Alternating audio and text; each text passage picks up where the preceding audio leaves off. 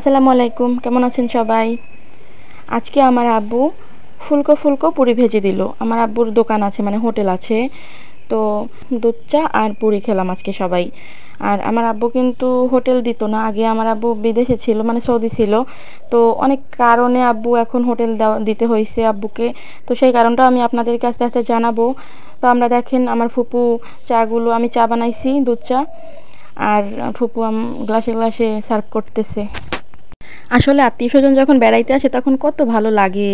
আর অনেক সময় অনেক আত্মীয়দের সাথে ঝগড়া হয়, আর ঝগড়া হইলে অনেকে আবার বলে আমি আসছি নাকি, আমি খাইছি নাকি। সেটা আমার মানে শ্বশুরবাড়ির দিক থেকে বলতেছি।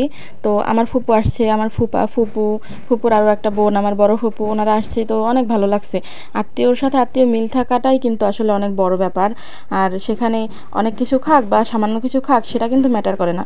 একটা বউকে যখন নানানভাবে কথা শোনায় তখন বউটা ভালো থাকে, যখন চুপ থাকে। আর যখন বউটা সেই কথা শুনতে শুনতে তিক্ত হয়ে যায়, তখন কিছু বলে বা প্রতিবাদ করে, তখনই বউটা খারাপ হয়ে যায়।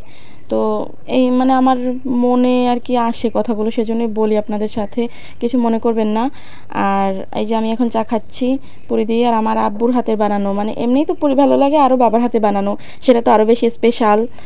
সবাই আমার আব্বু আম্মুর জন্য দোয়া করবেন, ওনাদেরকে যেন আল্লাহ নেক হায়াত দেয়, আমার কাছে যেন থাকতে পারে।